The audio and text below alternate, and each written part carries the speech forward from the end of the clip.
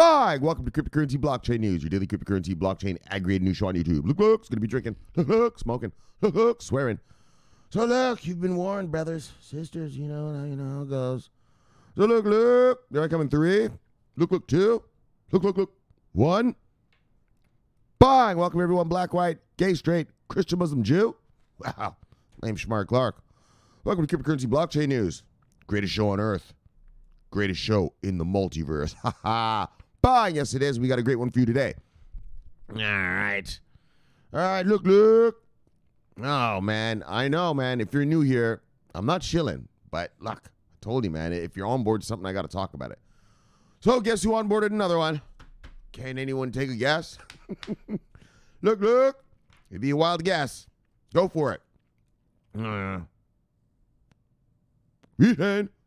VeChain. Oh, my gosh.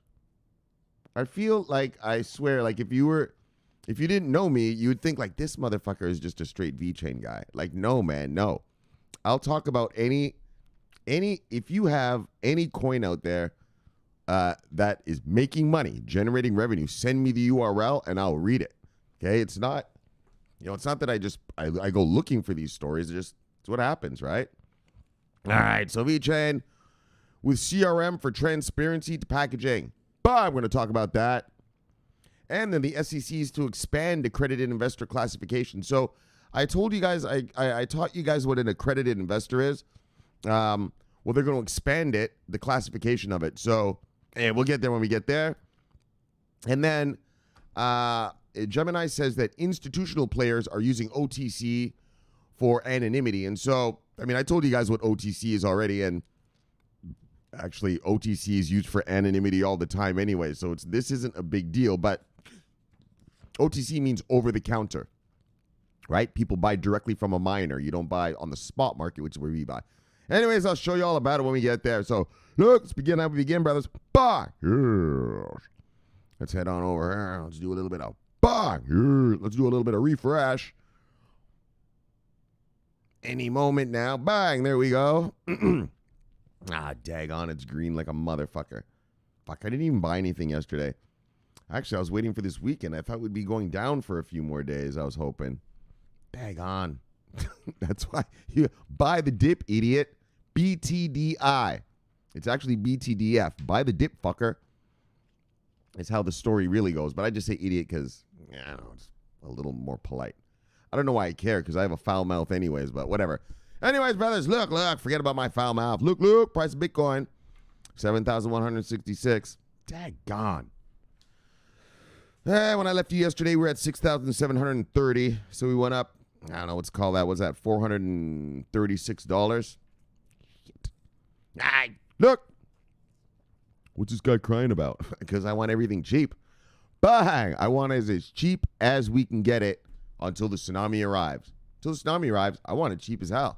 Oh, yeah. Give me $1 Bitcoin. Oh, my gosh.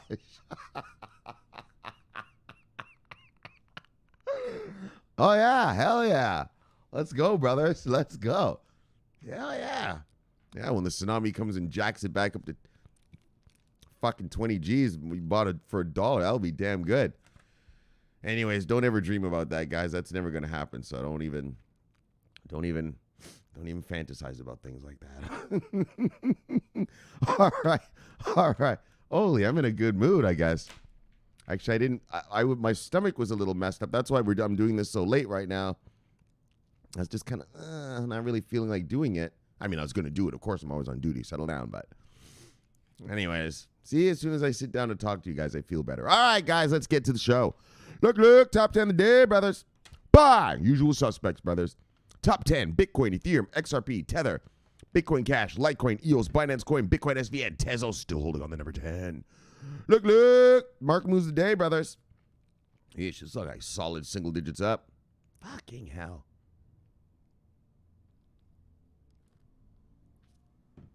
Single digits up. It's all manner of up. Daggone VeChain. Settle down. Single digits up. All right, single digits up, single digits down. It's the usual song. Single this up to single this down.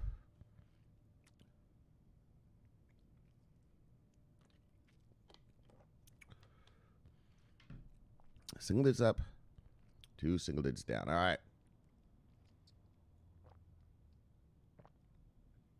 Let's look at who lost money today, brothers. You see anything on here you like, you go get it because it is on sale.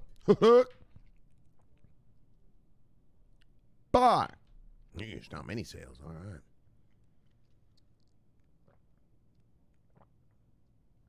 Yeah, the fucking market was fucking solid green today. All right. Look, top 10 of the day, brother. Bottom 10 of the day. Top 10 lose of the day, brothers. Kyber Network, molecular future. Actually, I forgot to do this part yesterday. I realized that when I watched the video. Anyways, Kyber Network, molecular future. Single collateral, Unus said Leo. Stasis Euro. True USD, Paxos Standard, Tether USD coin, and Bitcoin Diamond. Let's see who made money today. Well, everybody else, obviously. Bang! Let's see who made the most. All right, top 10 of the day, brothers. Look, top 10 gainers. Eidos Kunin. Well, we've never talked about that in the top or bottom 10 thing. Must be some new shit. Look. Eidos Kunin. Stratus. Yes. Stratus, baby. Love that shit. Oh, yeah, baby. They'll make you a blockchain like a pizza, like ordering a pizza. Yeah. You call them up, you're like, hey, man, I want a blockchain. They'll be like, really? What would you like on it? Would you like proof of stake, proof of work? Would you like this? Would you like that? Oh, yeah. That's how it is, man. They're like the Papa John's pizza of crypto, blockchains. Oh, yeah, they'll crypto up your company, and I mean, I don't know how long it takes, but they'll crypto it up for you. Anyways, look, enough about Stratus. Look. I forgot all about them. Actually, I own a bunch of Stratus. Look, top 10 of the day, brothers. Eidos, Kunin, Stratus, Waves, Tomachain, Theta, Horizon, Luna, Steam, exec RLC, and a Raven coin. Theta's got a few onboardings there. I haven't heard anything else from them for a minute, though. Right? That Samsung and Sony thing. What's going on with that? Anyways, look. Total market cap of the day, brothers, sisters. Look, dogs and cats, everybody. What we got? 190.0, 190 even. Holy schmoly, smoking. All right, that explains the motherfucking green across the board. Because when I left you yesterday, we were at 180.3, so we're at 190.0. Whoops, where am I going? Where the fuck am I going with this? Sorry, guys. We're at 190.0, so we went up bang 10 billion yesterday. Or today. Anyway, between then and now. Look. See what the volume is. Oh, fuck yes. This is what the fuck I'm talking about. Oh, yes, brothers. This is... Oh, shit. Oh, yeah. All right, don't get too happy, Shomari. Let's see if we sustain this. I told you guys, I want to see daily volumes of at least 100,000, 100 million, a billion. Fuck yeah. Look, 24-hour volume is at $104 billion. When I left you yesterday, look, we were only at 87.4. Bang! And so we've gone up. So what is that math? Let me do the math. Hold on, settle down, brothers. Let me do some math. Shit. What is that? Fuck, it's a lot, though. It's a lot. I think 19, is that 19? No. Shit. 17 billion? Yes. I believe it's $17 billion in one day up. But I told you guys what I want to see. I mean, it's not going to, I know. I'm getting happy today, but I'm sure it's going to go down again tomorrow. So I shouldn't be so freaked out. But that's what I want to see. I want to see our volumes going up. Volumes mean participation in the market, right? No matter what you're doing, all right? Participation in the market. So whether you're going long or short, whether you're in an options trade, a futures contract, a swap contract, you're doing derivatives, whatever you're doing, that's activity. That counts as volume. So you want volume, in other words, activity. So remember yesterday I read to you, where was it? So we were at, where was that? All right. Let's just go over this for a second. Just quickly, guys, quickly. So we're at 56 on the 14th, right? 56 billion in volume. And then on this, all right, so that was last Friday. So that we won't count that one. All right, that was last Saturday. So we're at 79, right? All right, we were at 56. Let's count that one. 56. Then we jumped to 79, but went bang. Remember, we went down in volume, and I was like, oh, that means people came but sold, right? Well, look at this shit. What today's thing is, remember I told you when there's high volume and a movement, pretty much tells you what people did. I mean, it's not rocket science. And so a $17 billion rise with a $10 billion market cap means people came, bought, and hodled, right? Whereas the day before, yesterday's show, they came in straight sodled. Sodled. So look. Yesterday they sodled. Today they're hodling. Yesterday they were sodling. Today they're hodling. All right, guys. All right, let's just get to the stories. I'm sorry. That's how it goes, though, brothers. Got to know when to hold them. Got to know when to fold them. Got to know when to walk away. Got to know when to run. Look, wise man. A wise man once said that. His name is Kenny Rogers. And I guess yesterday they were hodling him. All right. Look, brothers. Sometimes you got to sodle them. Sometimes you got to hodl them. Holy, I'm in a good mood all of a sudden. I was sick earlier. That's why it took so long. Not sick, but just my stomach was a little. Look. China-based CRM startup partners with VeChain to bring transparency to packaged goods. All right. Well, it's another day in the neighborhood. VeChain onboards another, Standard procedure, brothers. So let me get a sip, and then we'll see what VeChain's up to today. What are they up to today?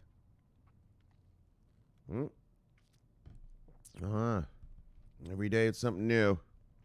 What are they up to today? Unbelievable. Like, just unbelievable, the amount of onboardings. I mean, literally, guys, like,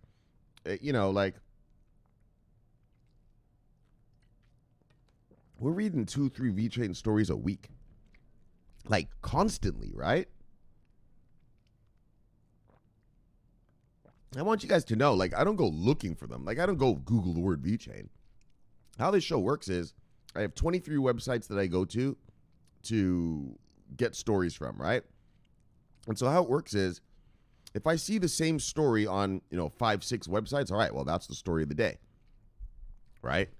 Unless it's some good story that I just know I got to tell you, about some regulation or something like that. But usually it's just like, all right, as long as I see the same story 5-6 times, all right, well, this is the story of crypto for the day, right? So I don't want you to think like I'm out Googling the word VeChain and Googling it and looking for stories to tell you. It's not how it works. I don't go looking for crypto. Crypto's got to come looking for me. You got to impress me to make me talk about you. You know what I mean? I don't go looking around for shit. Yeah, and so, well, fuck, man. VeChain just keeps onboarding people. Like I told you, man, if they do it 30 days in a row, we're going to talk about VeChain 30 days in a row. I mean, I can't help it. I mean, if you don't like it, just tell VeChain to stop onboarding people, and I'll stop talking about it. What can I say about that? That's the point of this channel, is to keep showing you every crypto that makes money, right? Every time they make money, to show you, look, they're making money. Look, they're making money. Look, brothers, they're making money. Look, over there, brothers, making money. That's part of the channel, right? That's the main part, actually, because I want you to have, obviously, revenue-generating product in your portfolios. So I keep pointing them out to you. Look, over there. Look, over there. Look, over there. Right? And then the next part of the show is, you got to watch for these regulators and legislators to bring us these monies. And, also the infrastructure being built. So, but yeah, so that's how it goes, guys. Don't think I'm like Googling VeChain and you're just telling VeChain stories. No, dude. I don't do it like that. All right, enough explanation. Look. Actually, that just gave me an excuse to finish my cigarette. All right. China-based CRM Startup Partners VeChain to bring transparency to packaged goods. Look. KayWho, Shanghai-based business-to-business marketing startup that uses unique QR codes, WeChat mini programs, and big data analytics, is partnered with VeChain Foundation to ensure transparency and accountability in packaging of goods. A Chinese news platform, TechNode, has said. KayWho among other major tech companies in China, is now shifting focus from consumer-facing services to business-to-business approach. All right. Hence, offering customers relationships between CRM solutions for packaged goods. Customer relationship management, CRM solutions. I didn't even read that. All right. Look, customer relationship management. KayWho signed a strategic deal with VeChain to use the latter's blockchain application to ensure traceability in supply chain management and anti-counterfeit tracing to better its services. Bah! So, another onboarding. So, on a partnership, it's an onboarding. They're paying VeChain to use the blockchain. VeChain's not just giving away for free. That's not a charity. Right. I hate that. Right, when they do shit like this. Right? Partners with. There's no fucking partnership. VeChain's not partnered with this CRM. Yeah, this CRM's paying VeChain to use the blockchain. Just admit it. Right? All these crypto sites, I know I've said it before, but it pisses me off. Let me just say it. I'll be quick. Right? These crypto sites want to pretend that these crypto companies aren't making money. Right? There's this thing going on in this crypto space where everything's a partnership. No one wants to talk about the amount of money being made. Right? Nobody talks about that. Right? Like if this were a Wall Street Journal story, it would say, bang, bang, VeChain Inc.'s blah, blah, blah, $1 million partnership deal with CRM, blah, blah, blah, like that. Right? But here in the crypto space, they want to make these crypto people, they don't want to admit they're making money. I think it's this sort of anti-government, anti-mega corporation thing that goes on in the crypto world. But like, idiot, you're not hiding anything. VeChain's helping Walmart. So we're not stupid. Walmart's paying them. Well, how much? How much? Tell us how much the deals are. Oh, man. Wait till Wall Street Journal starts reporting in crypto land, brothers. We're going to be hearing proper stuff. All right. It really just pisses me off. A partnership. It's not a partnership. These guys are paying. KayWho is paying VeChain. How much are they paying? Yeah, that's the question. That's the question. And that's what you should be reporting about. And these crypto sites just refuse to report about the amount of money these guys are making. All right? They want to make it just like, these guys aren't making money. They're out just to save the world. Oh, they're just out to save the world. Oh, yeah. They're going to bring world peace. And they're going to stop racism and sexism and homophobia. Oh, yeah. They'll fuck off with all that. You guys are making straight cash. How much? Okay? Believe me, guys. It drives me crazy. It pisses me off so fucking much. Because that's kind of part of what you have to know as well, right? Like, how much are these things worth, right? Right? The only thing I heard about paying money was Ripple paid money to MoneyGram to use their XRP thing, right? Basically, Ripple's paying MoneyGram to use XRP. Yeah, that's the only money thing we've ever heard, right? Then what? We never hear about how much is VeChain getting paid. like that thing yesterday we read, right? By the Tea Association. All right, well, how much you paying VeChain for that, homeboy? Right? How much is Walmart paying VeChain for that, for the tracking thing? Right? We never hear that. But they're getting paid. Make no mistake about it, buddy. This is not charity. They're not just giving it away for free. All right, brothers. Let's end that. Let's end it. It pisses me off, though, man. It really pisses me off. There's some, I don't know why they're doing that. Why they're not telling the real, the amounts of money. All right, look, brothers. Enough of my griping, my yapping. While focused on achieving premium standard with blockchain technology, KayWho targets global brands in China, as well as expansion to the world's market in the future. Yes. KayWho was instituted in the year 2016 with the aim of assisting companies to manage their B2B, business-to-business customers to ensure increased retention and deepened penetration in the market. The B2B market is among the fast-growing sectors in China, and it was rated to have a gross volume of renminbi 150.7 billion in 2017, data from research reveals. So, according to TechNode, right, they'll always show you that. These crypto sites will always show you that. Oh, yeah, so-and-so crypto is getting into this market, which is this big a market, this many billion-dollar market, that many billion-dollar market. But they never show you how much billions of dollars or millions of dollars they're getting paid for their services. Right? They try to make it like it's some charity, like these guys are just doing this out of the goodness of their heart. Okay. According to TechNode, the company recently rebranded from Made for Goods to KayWho, which means Customer Lake, to ensure easy think back for its customers. Think back, what's that? Never heard that term. I think that's probably a misspelling of something. Think back for its customers. Maybe not. I'm going to have to Google that. Within the B2B CRM market in China, KayWho focuses on providing solutions for packaged goods, industry-specific data, and insights. So the co-founder and chief executive of KayWho, Thomas Morissette, claimed the company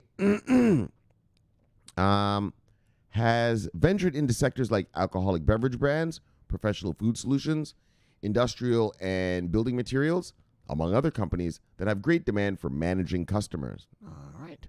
So KayWho works with over 60 brands. Is this a KayWho story or a fucking VeChain story? We keep talking about what are they going to use VeChain for? Hold on. KayWho works with... Okay, we read that.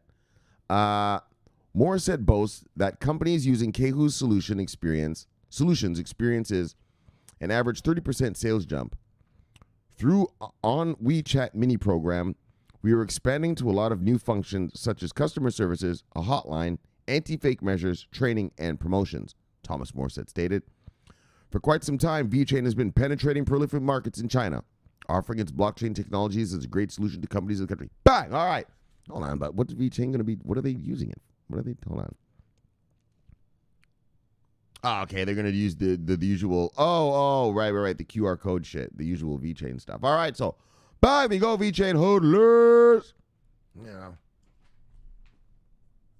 Whoops, 1 second. VeChain hodlers. What else is new? Another day, another onboarding. I mean, it's daily, pretty much. It's, like, seriously, though, like, fuck. It seems like the past month, there'll be 2-3 stories a day. Like, they're just on a rampage, right? Well, they just rampaging across China. Oh, and they went to Australia. Oh, and they did the beef in France. Dag on, man. They're just rampaging around the world. Look, VeChain. Hodlers. Be happy. Stay strong. Buy more. Accumulate. Look, not telling you what to do with your money. Just my opinion. People always ask me, Shomari, how much VeChain do you think I should own? I always tell them the same answer. Look, as much as you can afford, homeboy. As much as you can afford. More is better than having less. All right, let's move on, brothers. Look. Bye. U.S. SEC looks to expand accredited investor classification. Yes. So, here in America, what I've talked to, if you're new here, you probably don't know. The old school guys, but I'm going to teach the new kids. Look, kids. All right, so here in America, we have what's called an accredited investor.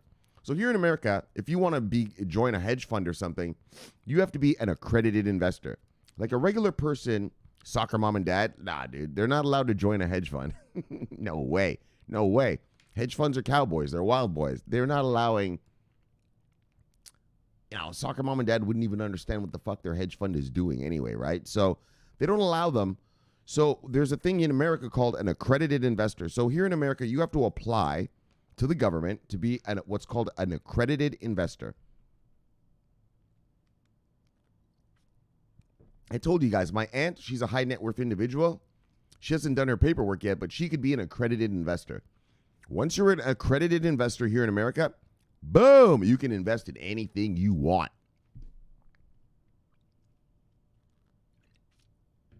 Anything you want. And so the argument goes, the SEC, so here's the argument about accredited investor status, okay?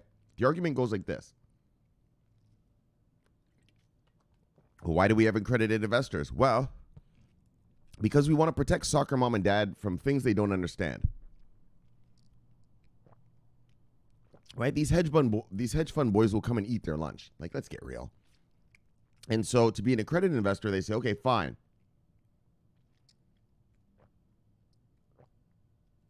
You're rich enough, so we'll let you join a hedge fund. Now, that's one argument. But then there's another argument to this whole accredited investor situation is that well, in other words, people have what? Right? There's another argument in the accredited investor argument that, well, if you don't allow soccer mom and dad to join hedge funds, well, they can never be rich, right? Their capital formation is, you're stifling it. You're not allowing them to get into the big zone, right? You're saying, well, look. We're going to protect soccer mom and dad from all the scary stuff in the real investing world, like the big stuff, like we'll just keep them with their stocks and their bonds and their ETFs, right? Let's keep them in their safe zone, a safe space, right? Their safe space. But people say, yeah, but by keeping them in a safe space, you're also keeping them poor. If you allowed them to go to a hedge fund and allowed them to deploy their money, with some major leveraged, investment vehicles, well, they could get rich too. So by having accredited investors, people are saying, well, you're just really allowing the rich to get richer and you're keeping the poor poor. So it's up to you. Like, I don't have an opinion on it personally. It just is what it is. I mean, I don't give a fuck really. But so that's the argument about this whole accredited investor thing here in America. The government looks at it, we're protecting the citizens. Dumb money, soccer mom and dad. No offense, and I know that's probably you, but let's get real. You're not smart money, right? They're protecting 9-to-5 worker bees. Yeah, but you're not ever. But by doing that, you're never letting them take a chance to make the money that it's possible, right? And by giving rich people the opportunity to make those big monies, you're just allowing the rich to always get richer. All right, do you get it? All right. So that's why I'm reading you this story. I mean, that's some inside the market shit, but that's the true thing, right? People have that complaint.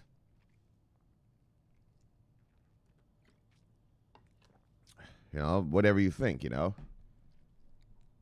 up to you what you think. I don't know, but I don't really have because I can see both sides of the equation. Yeah, soccer mom and dad, they don't know what fucking options are, swaps, CDS, MBS, all that kind of shit. All right, you don't know. I just said CBS, MBS. What is that? Yeah, you don't even know what I'm talking about, do you? And so they don't know about that.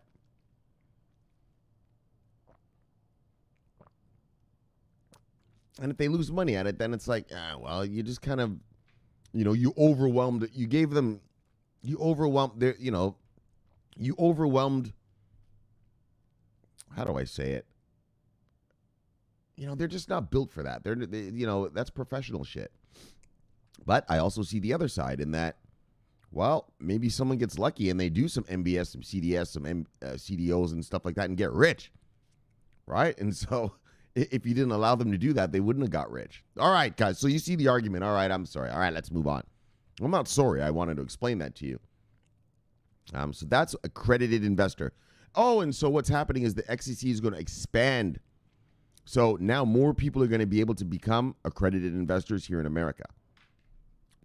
So if you're one of those people who say, oh, you should protect the soccer mom and dad, you're probably saying, oh, no, why are you letting these hedge funds, going to get soccer mom and dad now? And if you're one of those people who say, you're stopping soccer mom and dad from ever, becoming rich. All right, well, this is for you, right? So, all right, here we go. The United States Securities and Exchange Commission has announced that it's looking for ways to expand the classification of accredited investor, with potentially major implications for capital formation of firms hesitant to meet full public reporting requirements. All right, this is a little market techie market stuff, all right? So I'm going to try to explain some stuff, but we are going to skip a few things because you're not going to understand anyway.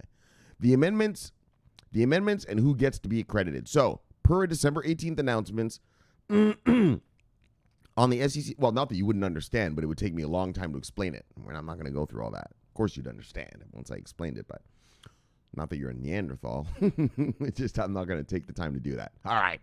I didn't want to make it sound like I thought you were an idiot or something. Look, per December 18th announcement on the SEC's website, The regulator is looking for public commentary on amendments to its category of accredited investor. Currently, the SEC's language defines an accredited investor as an individual with net worth of over $1 million or an entity company controlling over $5 million in assets. Other means of classifying include being an executive at the company making the offering. That's a different thing. Like if you're a company and you're making some IPO, well, you're just automatically an accredited investor. Obviously, you're IPOing something.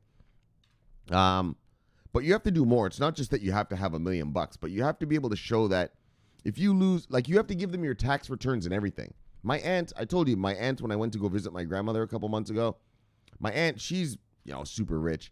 And so she's called what's a high net worth individual, HNWI. And once you're a high net worth individual, you can do stuff. But then the next level is to become accredited, right? And so she was telling me that, yeah, they wanted her to, to become an accredited investor, you have to send in tax returns, like years of tax returns and, your liabilities and your assets and all this stuff. Because they want to know that if you lose, I don't remember the percentage of money, but if you were to lose bang, bang, bang percentage of your money, could you still live a good life? Yeah, it's like they're babysitting these rich people. Yeah, like that. That's how they do it.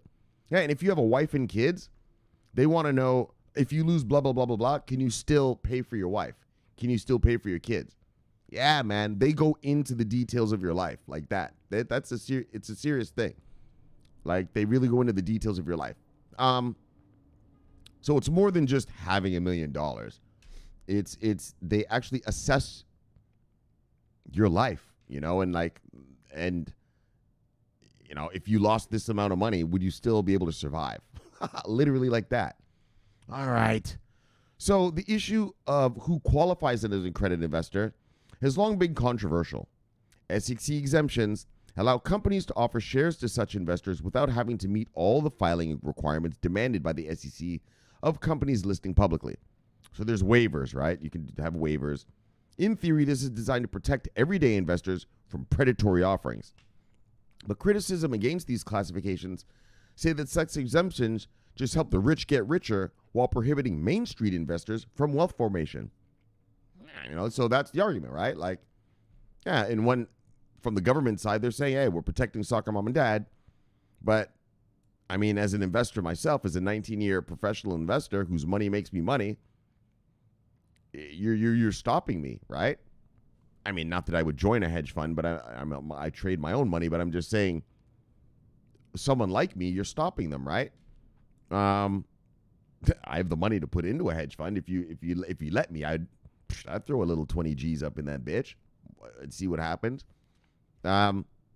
Maybe. Actually, probably not true, actually. I like my money in my own hands. That's the truth. Look, but a lot of people would, right? Soccer moms and dads, there'd be a lot of soccer moms and dads who would just fling a little 10G, 20G up in a hedge fund, just, play around, see what goes down. So the new amendments would, by and large, open up the classification to new investors, soccer mom and dad, including those whose professional, and so this is interesting, including those whose professional qualifications and certifications suggest that they are knowledgeable enough to invest in private offerings. So they're talking about private offerings in this story, but it's more than just that. It's just think of more hedge fund stuff, right? And that's what they're saying. They're saying that the $1 million thing, okay, maybe you don't have $1 million, but what they said right here, but your qualifications and certifications suggest that you're knowledgeable enough. Yeah, you're smart enough. Yeah, maybe you don't have $1 million. Yeah, but you're smart enough to know what you're getting into. Right? Like if you gave me the chance, yeah, I'm smart enough. I know what I'm getting into. I'm a 19-year market killer.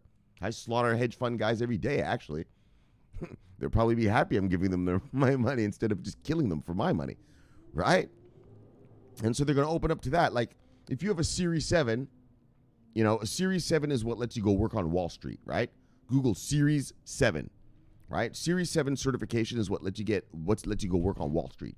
Anyone can get a Series 7. You can get a Series 7 right now if you just study. Go get your Series 7 and head over to Wall Street and go work there.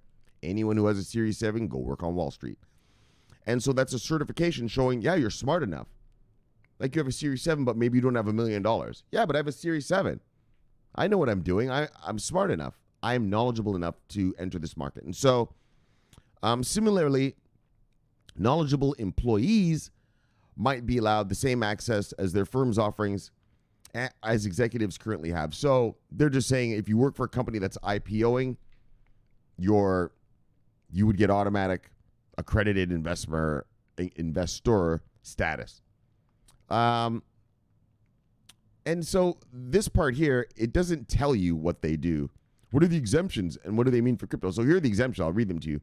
According to a concept release of simplifying exemptions filing. Anyway, this is just stupid. These are just exemptions for people to be able to invest in accredited investor stuff. And it actually doesn't say what it does to crypto. So that part of the story is bullshit. So, but anyways, bang! The SEC is looking to expand the accredited investor classification. Why is that? Now, I'll tell you why it's good for crypto. That story didn't tell you, but I'll tell you why it's good for crypto. In that, a lot of hedge fund guys, family offices and whatnot are going to come into this space and I think if you're smart enough and you know what you're doing, you should be allowed. Like I thought you said you didn't have an opinion. Well, I mean, I don't have an opinion whether it's bad or good, but I think if you're smart enough, though, you should be allowed to. And so that opens the classification up and allows more people to enter into the, the big high flying money space, right? Which is what's going to happen here, right? Which is what the institutions were waiting for. We're waiting for mega hedge funds in that, right? Anyway, so that's it. I thought and plus I taught you what an accredited investor was last year, and so I thought I'd just update you on that. All right, look. Bye. Gemini execs claims institutional players using OTC to maintain anonymity. All right. Well, the OTC market, actually, so OTC, first of all, is the over-the-counter market. So over-the-counter market is you buy directly from, so in this crypto space, it would be you to buy directly from, say, like Bitcoin, the miner himself, the miners for Bitcoin. Yeah, you buy directly from miners. And OTC clients, so there's two things. Usually they buy a lot. So an OTC person isn't buying one fucking Bitcoin. They're buying 1,000 Bitcoins at a time. And so that's why in the OTC market, they get to make a deal with the miner. So, right, let me see, what's Bitcoin at right now? What was that, 7.1, I believe, right, wasn't it? Yeah, 7.1 and change right here. So Bitcoin's at 7,100 right now. But in the OTC market, if I'm going to buy 1,000 Bitcoin, I could ask a Bitcoin miner, hey, listen, buddy, I'll give you 8.9 for each. Right? I'll give you, sorry. 6.9. Fuck, I just upped the price. That'd be a retarded ask. Yeah, you can ask for a 6.9 Bitcoin, right? But since you're buying 1,000 of them, he might be like, all right, I'll give you those, right? And that's OTC, called over the counter, where you actually negotiate with the hodler of the product, whereas what we trade on, you and I, we trade on what's called the spot market. Meaning I pay the price on the spot, I get my asset on the spot, and that's it. Like there's no negotiating, there's no, no anything. It's just pay for it, get it, done like that.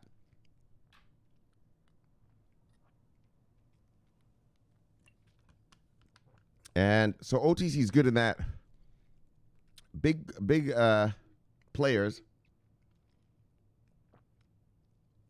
they get to get an asset cheaper than it's on the spot market. But the other thing is this, the anonymity. People don't know what you're doing. Like these guys out there, these hedge fund guys and everything, they're always trying to look at what each other's doing, right? And get in on each other's play. I told you yesterday about that guy, George Soros, right? That's what people do. Like George Soros, his hedge fund is so big, he has to announce what he's doing, right?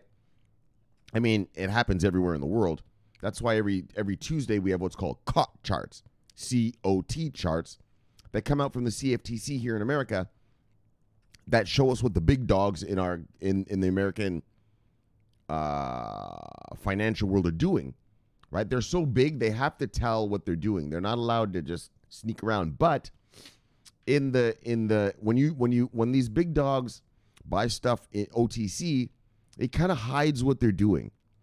And it also doesn't affect the price of the asset. When they buy OTC, it just doesn't affect the price of the asset. So maybe they think, like, so for instance, if I did have a hedge fund, I'd tell you right now what I would do. I'd be buying the shit out of Bitcoin OTC and VeChain OTC like crazy. Because I know down the road, they're going to fly, right? But no one would know what I was doing, and it wouldn't raise the price on me yet. So I could still keep buying at this low price until finally, the market takes over and boom, it goes up, right? All right, so that's the OTC world. And so, I think they do have crypto COT charts already. So COT is C, capital O, capital T. COT charts. Google the word COT charts, okay? COT charts are what we look at. So in the Forex world, I look at Forex COT charts. And I think the CFTC has come out with some Bitcoin futures COT charts already. And so the big dogs have to report what they're doing, right? That's why when people, a lot of, you worker bees, you guys don't know how it works. You guys, the banks are getting together and the banks are doing this. It doesn't work like that. They have to report what they're doing. Yeah, you're not allowed to just let JP Morgan run wild in the markets, motherfucker. Are you crazy? Right? You can't just let Fidelity and shit just run wild. Right? They have to report what they're doing. You know what I mean? Because they could literally topple markets. Right? So they have to report their stuff. All right, so look, let's get to the OTC stuff. But look at that, COT charts, okay? So as a Forex trader, I look at Forex COT charts every Tuesday. They come out by the CFTC, and so it shows you, and then what I look at is what the institutional investors bought. So if the institutional investors bought euros last week, well, I know the euro is probably going to go up this week, fuckstick. Duh, I mean, it's not rocket science. I mean, there's still market things that have to happen. I mean, maybe the euro's coming out with a, interest rate number this week or something like that. So it's still more than just that. It's not just simple, but it shows you where the money's going, right? The big money, like mega money, COT charts are for mega, right? Like I'm not talking about, a $1 billion hedge fund. No, mega. And it's the mega boys that move a market. And so that's why when you look at COT charts, you can see where they're moving the market, right? All right. Actually, you can Google this, COT chart trading. There are people who trade based just off of COT charts. I mean, they still are in the regular charts, the candlestick charts for their daily trades. Yeah, but Google COT chart trading, COT chart trading, or trading strategies. Sorry. They don't trade off them, but strategies. And then guys will show you how to read the numbers. Yeah, and that shows you what's going to happen next week. If all of a sudden this week, I mean, I don't know how it works for the stock world, but in the Forex world, if all of a sudden all these mega banks, all these mega guys bought British pounds, well, dickhead, British pounds are going to fly next week probably. They're not buying it for nothing. That's smart money. So you just follow the smart money. Like, I'm a Forex trader, but I'm a tiny little shit, a little nano nothing in the Forex market. So what I do is I try to gain all the information I can about where the big money is going. And that's what we all do. And then it's like the big money is like a big cruise ship. And I'm a tiny little kayak. And I just attach my little kayak to the cruise ship and follow along where the big money is. You see? That's how it works. I told you about that with George Soros, right? When he took down the Bank of England, he admitted it.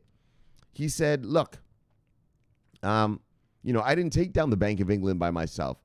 But because he was so big, he had to put his trades on COT charts. And so, all the other banksters can see what he's doing, and they know he's a bad motherfucker. So when they see that Soros is doing this, they unleash their trading desks.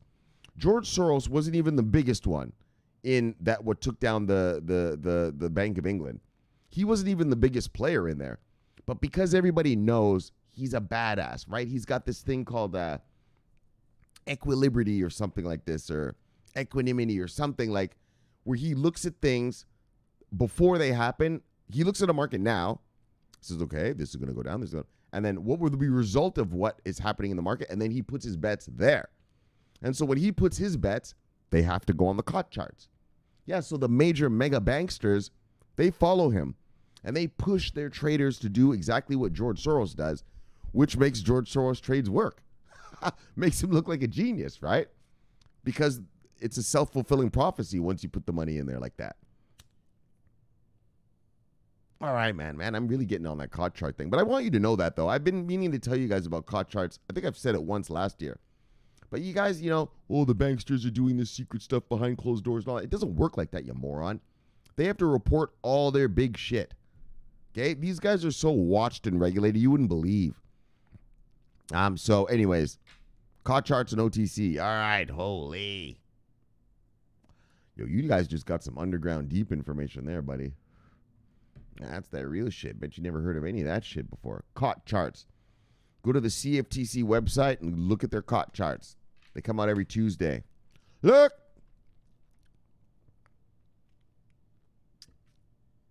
So as a Forex trader, I look at the Forex COT charts. Currency COT charts.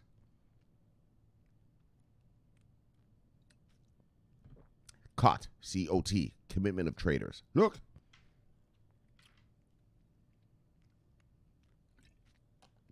All right.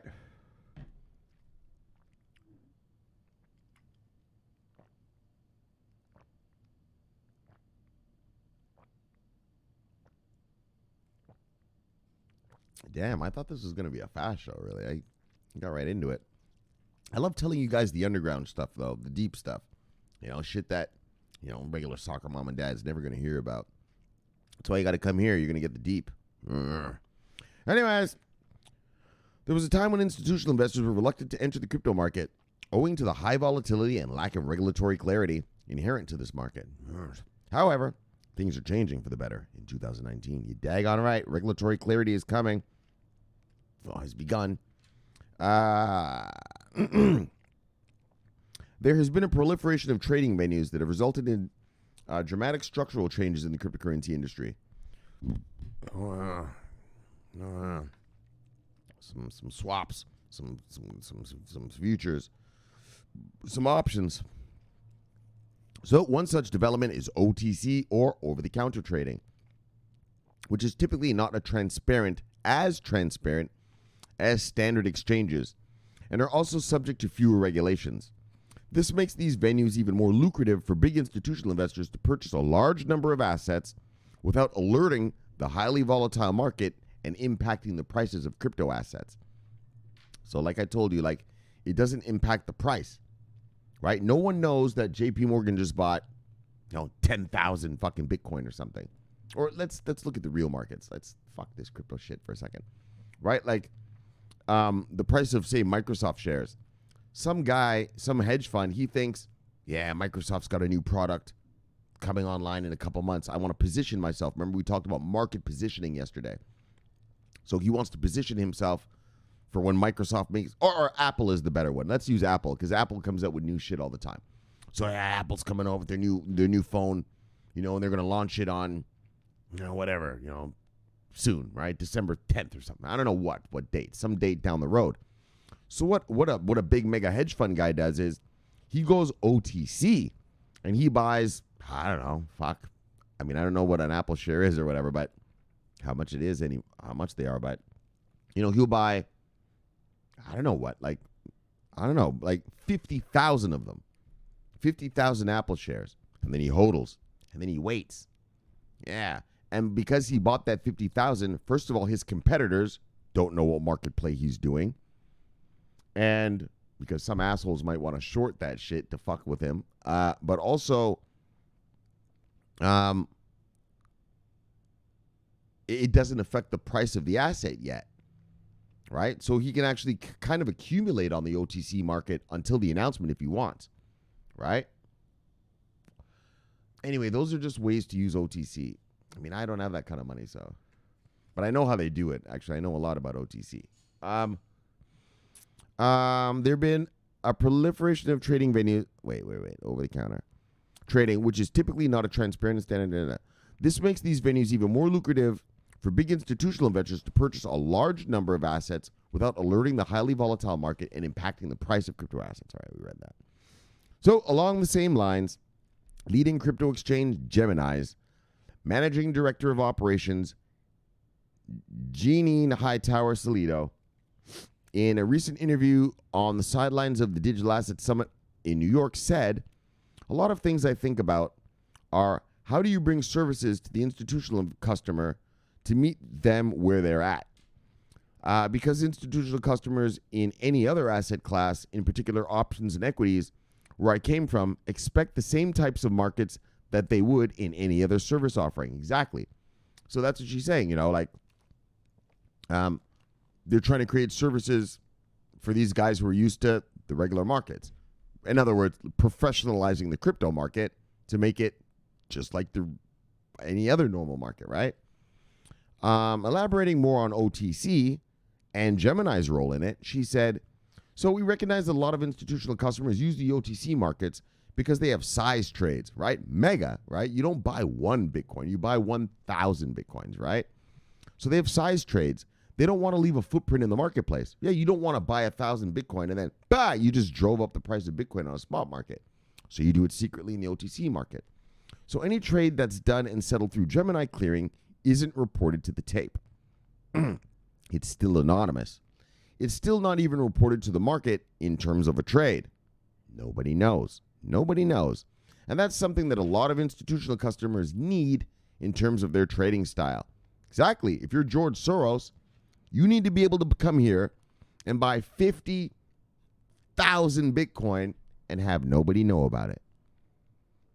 And wait until what you know is about to happen. Bang, wait till the tsunami, right? You're 50,000. If I'm George Soros and I buy 50,000 Bitcoin today on the spot market, bang, I'm going to drive up price. But if I buy these shitty little, what are we at? $7,100 Bitcoin right now and just hodl, well, nobody knows I bought them.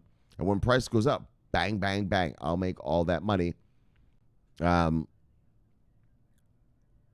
I can also keep accumulating until that happens. Basically, sort of kind of what I've been telling you, but obviously we're just nobodies. But like that, right? They know things are going to happen. Like I told you about George Soros, like how he did it with the Bank of England was he bought all these bonds. I don't remember the whole play, but I think he bought like $60 billion worth of British bonds. Yeah, well,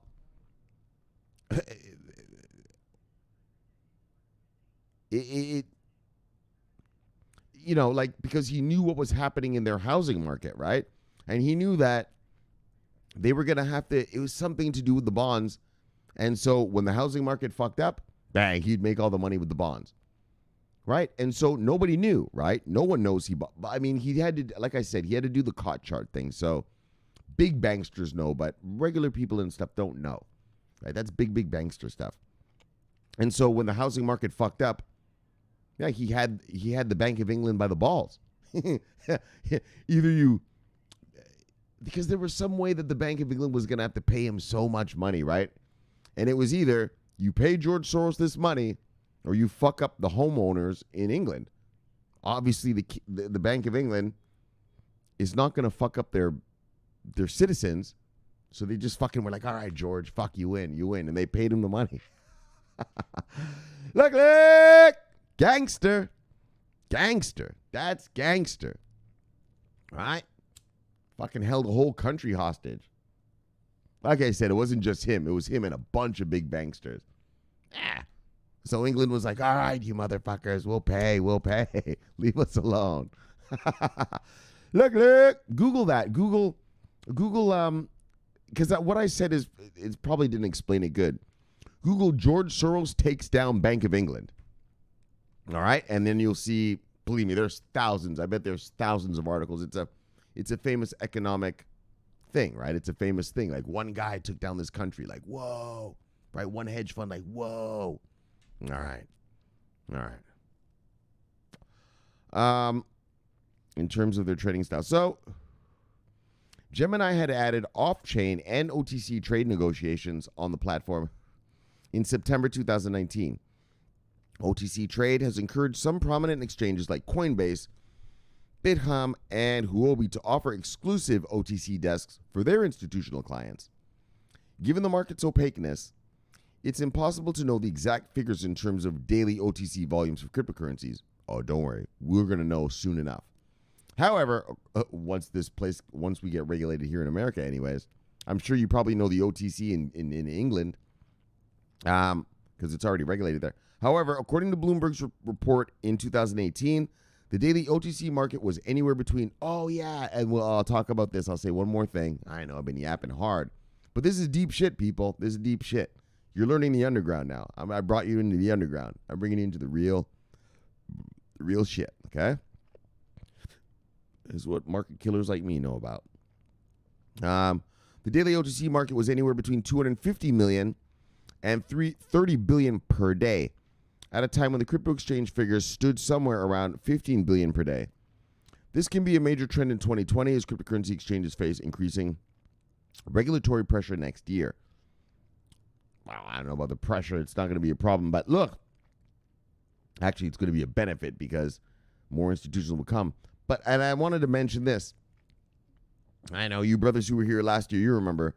But the truth is that the OTC market is 3 times larger on a daily basis than the spot market. So let me show you guys something. So this thing I do every day with you guys, right? This daily volume thing.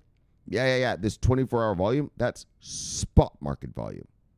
Spot market volume. In other words, that's guys like you and me buying off of Binance, buying 1 Bitcoin, a couple million VeChain, just small little buys.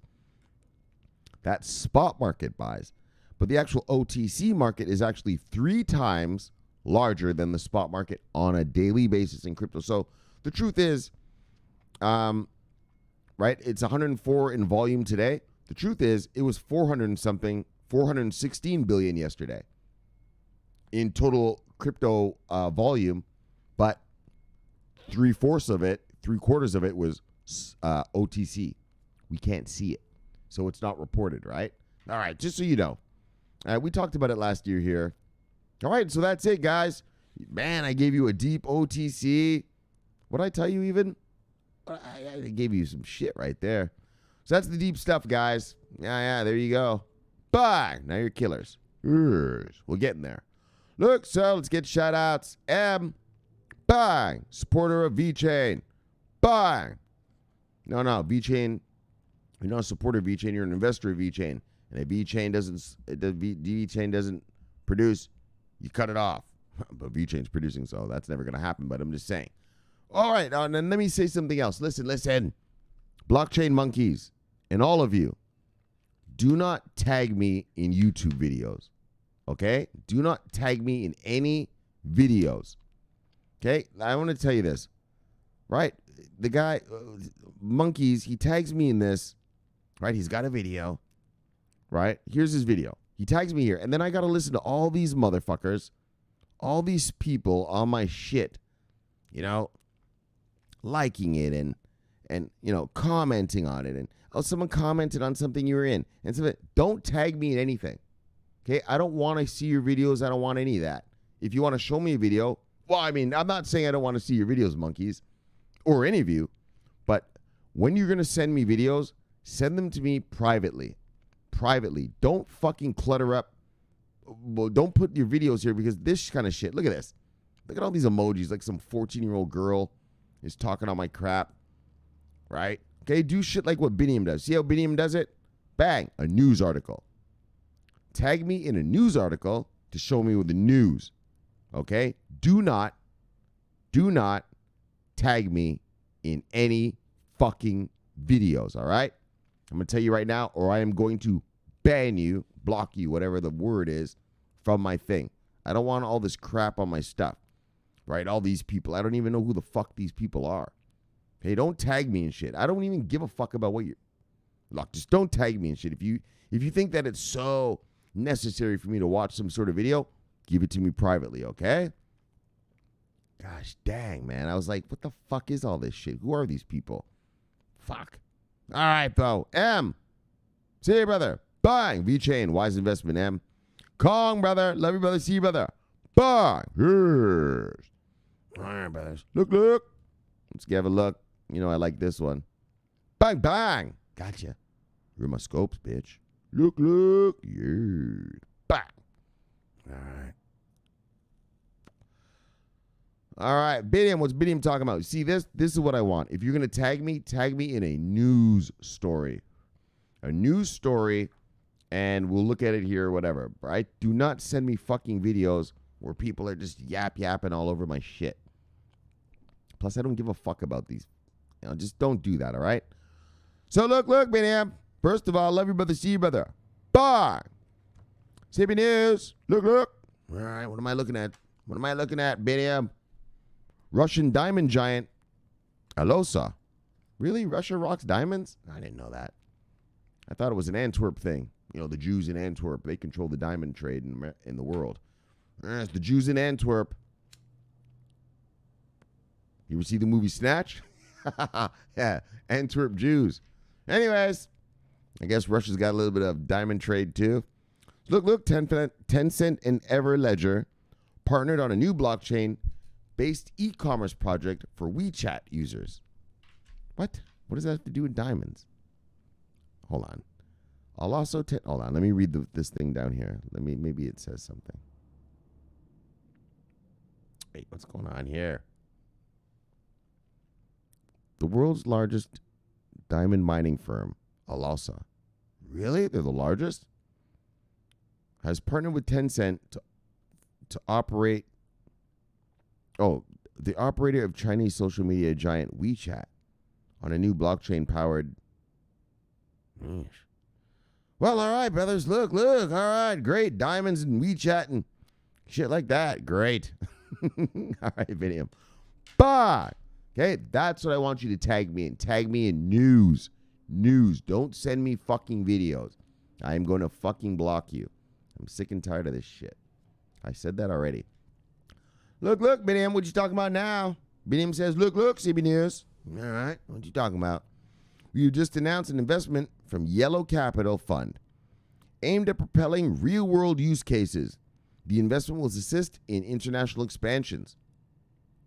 Oh, Travala, yeah. So this is that company. That's true. You can, like I said, I don't believe in the whole crypto mass adoption bullshit. I don't think it's ever going to happen. But Travala's no joke. I think Ethereum, Litecoin, I know Tron, you can rent hotels and everything with Travala, with your crypto, with these guys. So, and they want to expand more, so great. Great. All right. Look, bye. Brian C, Spy Lady, bye. Love you, lady, see you, lady, bye. Look. Right, all this kind of shit. This fuckstick likes some tweet I was mentioned in. So don't fucking tag me in bullshit. Tag me in news articles like Bidium does, and Poppywood and DP Entertainment. News. Don't tag me in videos. Because I got to hear bullshit like this. Right, this fuckstick here. Look, Stallion. Sweetie. Oh, yeah, she's working hard. She has a hard job, and I'm not going to tell you what she does for a living, but yeesh. Christmas time, yeesh. It's a rough time for that industry of folk. So look, sweetie. Let me give you some comfort, some kisses and hugs. Yes. Love you, girl. See you, girl. Bye. Stay strong. She said, George Soros, the Van Brienen. Yes. Van Brienen decided to show up. Decided to hang out with us for a little bit right there. Thank you, Van Brienen. Van Brienen! Yes. We all love some Van Brienen. Look, Hurricane Master. Bye. Love you, brother. See you, brother. Bye. Yes, the master. Oh, he's a master. So look. Fund after fund after fund after fund. That helped to bring it into press. Look, sweetie. That's how it's going to go. Fidelity is going to unleash fund after fund, sweetie, after fund after fund. Oh, yeah. Here in America, Canada, You're not going to escape. UK, you're not going to escape. Europe, yeesh. They already said they're coming to you. Oh, yeah, Godzilla's on the way. Look, fund after fund after fund after fund.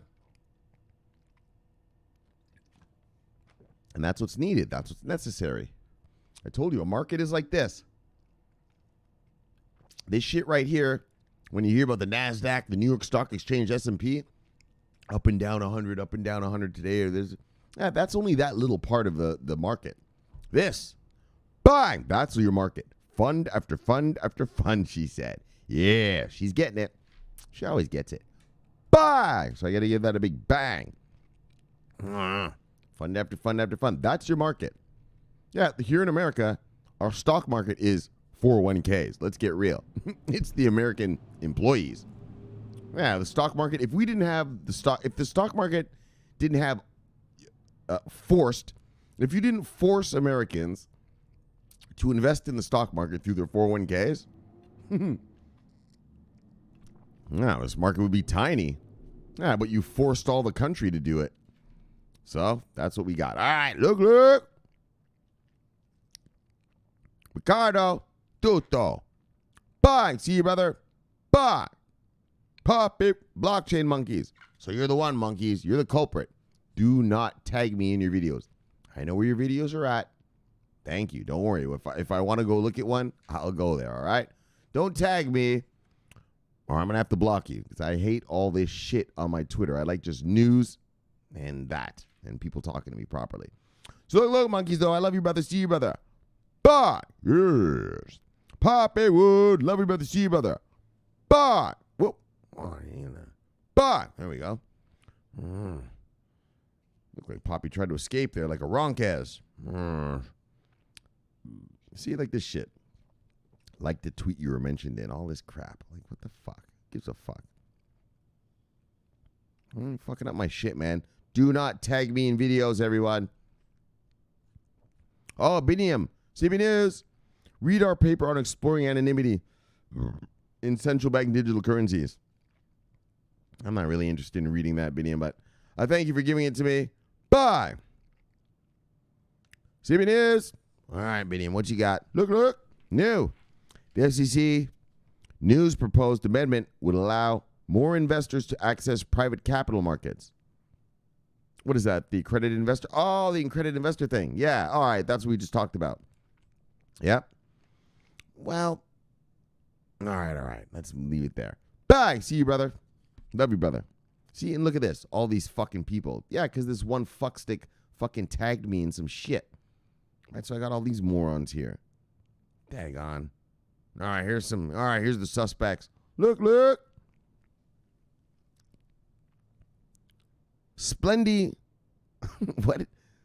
Splendid might. Bye. All right. Son of a bitch. Look. Bye. Look. Bye. Look. Bye. Got you, Ronkaz. Love you, brother. Bye. Big Mike. Big M. Love you, brother. See you, brother. Bye. Robbie Hardaway. Love you, brother. See you, brother. Bye. Insular XNS. Let's see what these fucksticks are talking about. Building innovative public and private blockchain solutions on Insular blockchain platform. The most secure, flexible, and scalable blockchain for business. All right. Not more secure and flexible than IOTA. Look. Bang. See you, brother. Come on. I know. You got to hype it. Don't worry, brother. Go with the hype. Optimus. What you talking about, brother? Energy for life. Bang. See you, brother. Bam. Love you, brother. I already gave you a bang. But look. Fuck it. Let's get another one. Bang. Radster. Brother from Prague. Czech Republic. Bang. We got them all over the world, brothers. We're worldwide, brothers. The virus is spreading. Yes, my virus is spreading slowly. Triple T ready. Bang. Yes. We're spreading the virus of knowledge slowly. All right, so that's pretty much right. And then this bullshit, see? I don't know who this is. This is. All right, so monkeys, don't do that again, please. Just send me your shit. You know, if you want me to watch one of your videos, just send it to me and I'll watch it, all right? So it has look. Bang. Look. Bang. Welcome. All right. So we're back, and so Shit, this video turned out to be longer than I thought. I thought I was just going to read through some shit and go, but oh yeah, I really wanted to teach you guys a little inside information about markets. So look, let's start out here. VeChain, the customer relation management company for transparency and packaging in China. Bye. You know, what else is new in VeChain, man? I mean, these guys just onboard motherfuckers every day. Nothing new, nothing to see here, folks. Just VeChain doing what they do. Onboarding. Look. What happened over there? No, it's just VeChain onboarding. Oh, okay. You know, just keep it moving. Right? Fuck, every day. Fucking every day. That's how it goes, brothers.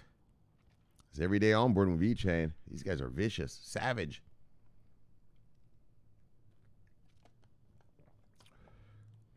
Shit, VeChain, you should get in some banks and do some of that bullshit XRP wants to do. Yeah, start doing some cross-border payments, fucksticks. Let's go.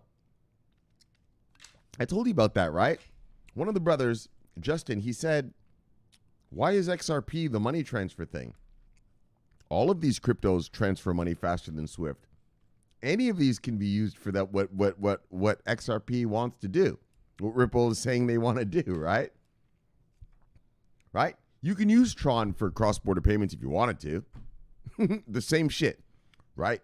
To the bank sends the fiat to the exchange sends the money to the other exchange. That exchange exchanges to fiat and it gets paid out the other end. Yeah, any of these cryptos can do that. There's nothing special about XRP. I was like, fuck, I never thought about it that way.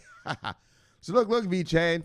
Let's get into some cross-border payments and all that. Fuck this. Let's go. All right. Let's get back to what we're doing here. Well, I mean, I'm serious about that. Just like Justin said, he's like, the darkness. He's like, yeah, well, why is VeChain special? All these things can move money faster than Swift. That's VeChain, that's XRP's thing, right? Oh, yeah. We move money faster than Swift. Yeah, all this shit does. All this shit does. All right. So, let me shout out to Justin. Bang, brother, for that. I never did tell you that, but you really blew my mind when you said that. Did I say it to you? I might have said you. I did say I didn't look at it that way. Okay, so I did give you props. But let me say it on the air. Yeah, man, that was a really deep insight right there. Right? Like, all this stuff moves money faster than Swift. So, technically, any bank can use any of this shit. There ain't nothing special about Ripple. Not one thing special at all. Look, Ripple lovers. Oh, poor little Ripple lovers. Where are the banks? Where are the banks? Where's Bank of America? Where's TD Bank?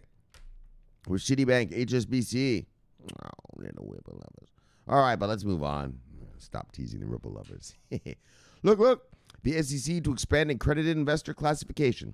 There we go. So, and like I showed you, that's sort of the battle, the argument, right? In the investor world where I live, the argument is, should we allow soccer mom and dad to just get anything they want? But it's dumb money. They're dumb money, right? They're worker bees, and so they might get hedge fund guys. They're smart. They'll fucking take their money and rob them, right? So you got to kind of protect them. I think so. I'm not gonna lie to you. I think it's good. I think it's good to protect soccer mom and dad. Like, I don't want some hedge fund guy telling my sister, yo, blah, blah, blah, and then fucking, he fucks up the whole money and like that. So, I don't like that.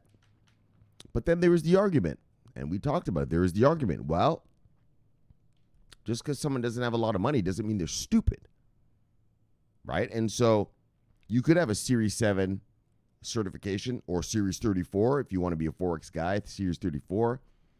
And so I'm certified, but I don't have $1 million. So you're not going to let me get accredited. And so that's what I like about that story, is that they said that if you are certified or you work in a certain or you're an employee of a company that's IPOing, but that's another thing. But if you're certified, all right, even if you're So if you have your Series 7, if you get your Series 7, but you don't have $1 million, we'll still give you accredited investor status because you know what the fuck's going on. And that's, that's the truth, right? That's the truth. I mean, I understand you got to protect soccer mom and dad. Yeah, but not everyone has $1 million. Yeah, but not all people with under $1 million are dumb money. There's some of us out here with who are smart money, but we have under $1 million. Let us get in the game, right? So look, that's what SEC is gonna expand the accredited investor classification. Bang! Now, finally, institutional players using OTC for anonymity, and so that's nothing new. The OTC, like I showed you, like these guys trade OTC all the time, like big mega fuck sticks. That's what they do. They don't buy on the spot market, obviously, right?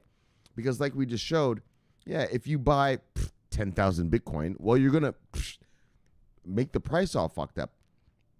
And so you want to hide what you're doing. Anonymity, as they call it, or whatever. You're just hiding what you're doing.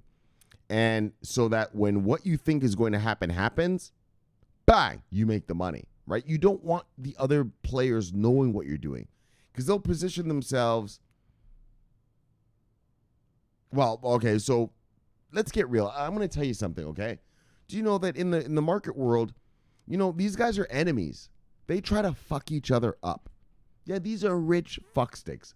They try to fuck each other up. And so sometimes if you let a guy know what you're doing, he'll purposely, what's the movie?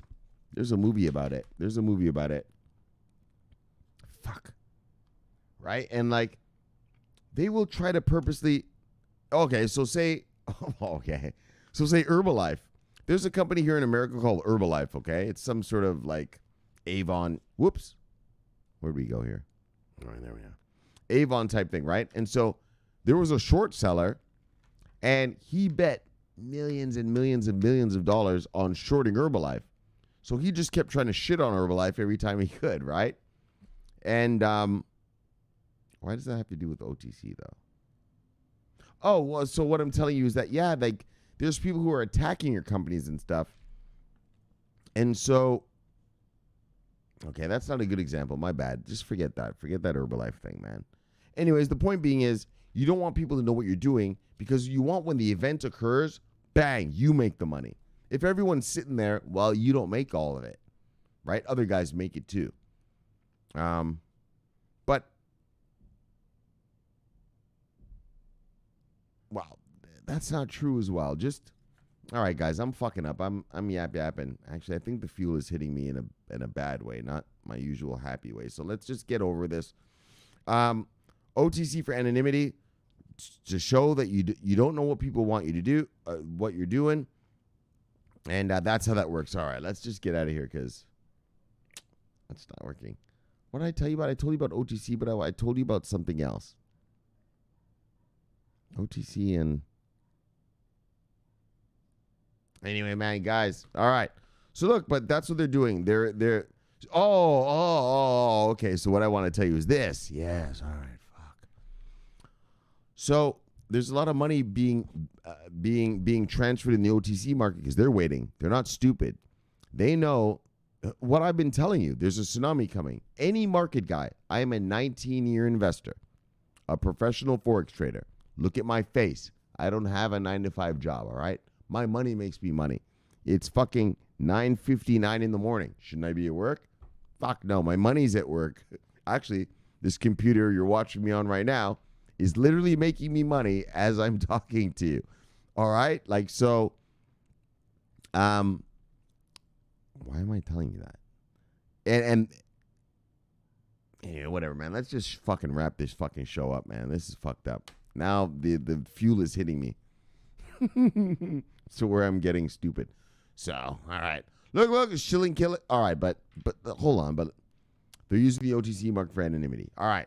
Let's shilling kill it. Let's get back to your wives and lives. Look, subscribe below. Press the bell. You get automatic notification when I do the show. The greatest show on earth. The greatest show in the multiverse. Yes, when I'm not too fueled. So look. My name's Shomari Clarke. I love talking money. Love talking crypto. This is the favorite time of my day. So thank you for having me in your home. I'll see you guys tomorrow. I'm not going to lie to you, man. December, fuck. you know, everyone's getting ready for Christmas and all that. So the news is probably going to be slow and a little weird. So we'll see, okay? So subscribe below. You see that little logo that you're seeing right there, that blue? That's supposed to be a blockchain. All right? Bang. There you go. Subscribe to that. Press that bell. Bang. And you get automatic notifications when I do this, and I'll see you tomorrow. All right. Look. My name's Shomari Clarke. I'm always on duty. Bang. Love you guys. Bang. Over and out.